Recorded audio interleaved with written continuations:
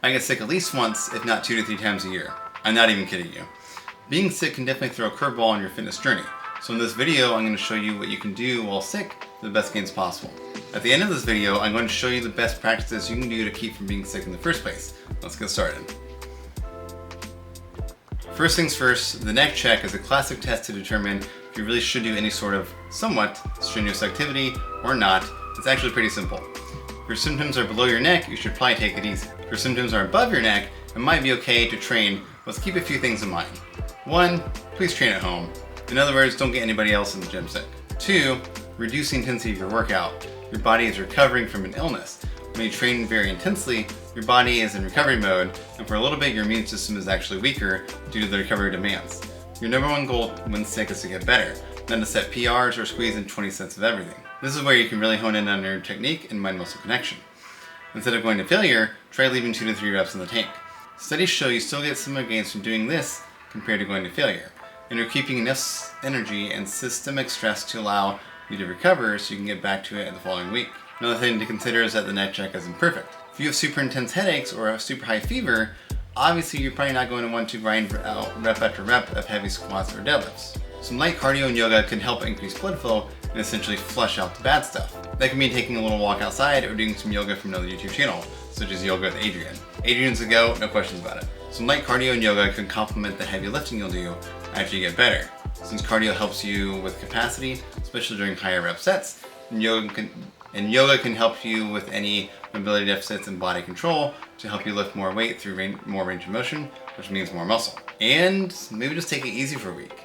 I know it sounds blasphemous, but your gains won't disappear. It takes anywhere from 2 to 3 weeks of doing nothing for them to go away, and even then that's just to start losing muscle mass. Strength, maybe after 2 weeks or so. But taking a week off won't kill your gains, especially when you're feeling pretty crappy. As far as nutrition goes, you're going to want to eat at maintenance calories, especially if you're in the middle of losing weight. If you're not training very intensely or at all, you're not giving your body a reason to pack on more muscle, so eating below your maintenance is counterintuitive, since you'll be losing muscle along with fat, and we don't want that. So if you're in the middle of a fat loss phase, take this time to go back to eating at a maintenance level for your calorie intake and give yourself a break and fuel to go back into it after you get better. And take this time to work on yourself or be lazy. Read a book, play some video games, watch some movie or show you've always wanted to watch, enjoy a cheat meal. We're always on the go, so take some time to relax and unwind. Sleep in a little bit, or take a nap. The world and your gains won't disappear. Remember, studies have actually shown it takes 2 to 3 weeks of doing nothing for your gains to start going away. That's for the process of muscle loss to start. Taking a week off won't kill any of your gains. Now, how do you get back into it after you're all better? It's needing to make up for lost time, but I'd advise picking up where you left off before getting sick.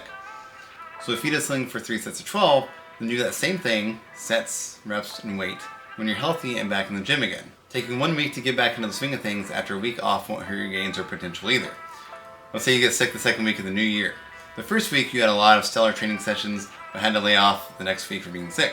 The third week, you get back into the gym. There are 49 other weeks of the year. Do you really think slaying yourself in the third week, the one after you've been sick, is really going to make that much of a difference in your physique? Of course not. Resetting yourself in that week after being sick is going to set you up for success the other 49 weeks of the year. You can't go wrong with going nice and steady. Now, like I mentioned before, I get sick at least once a year, sometimes 2 to 3.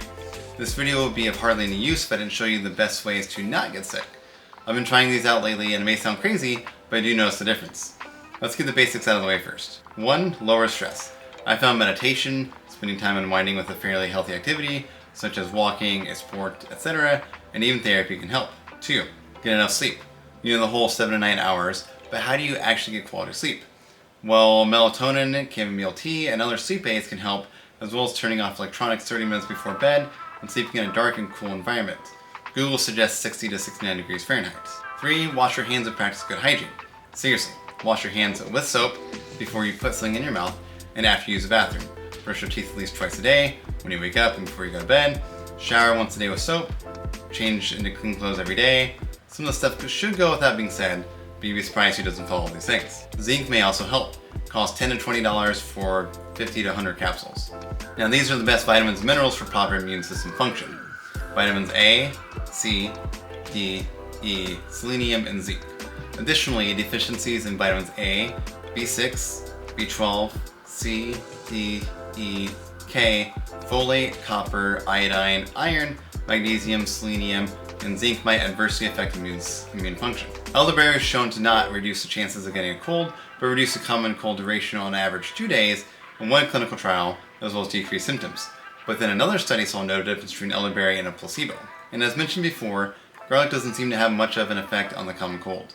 Ginseng, on the other hand, has been shown to possibly have an effect in reducing the likelihood of getting the common cold. In addition, drinking green tea also saw some mixed benefits, although the risk of bias was high in a few of these cases. Glutamine did not have much of a case for preventing the common cold, nor infections, and neither did omega-3s. Probiotics, on the other hand, can help, specifically lactobacillus and bifidobacterium, in both reducing the likelihood of getting sick and cutting short the duration. But it is noteworthy to mention that more than 200 types of viruses can cause respiratory infections, and the results of probiotics may vary by virus. I know that was a lot of information.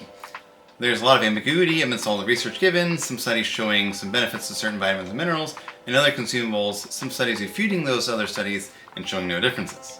Your best chances of reducing the likelihood of getting sick would be to wash your hands with soap regularly, get 7 to 9 hours of sleep, regular exercise, eating a balanced diet with plenty of foods containing antibiotics, vitamins A, C, D, E, selenium, and zinc, as well as B6, B12, K, folate, copper, iodine, iron, and magnesium.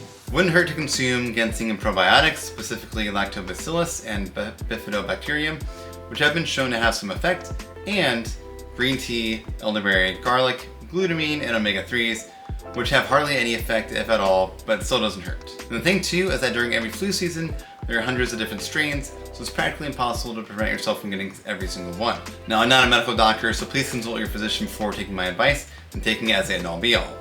The important thing is to treat your overall health first, do what you can, take it easy if and when you get sick, and ease back into things afterwards. Your gains won't disappear in a week or 2 or even 3, as long as you're eating plenty of protein and staying at maintenance calories.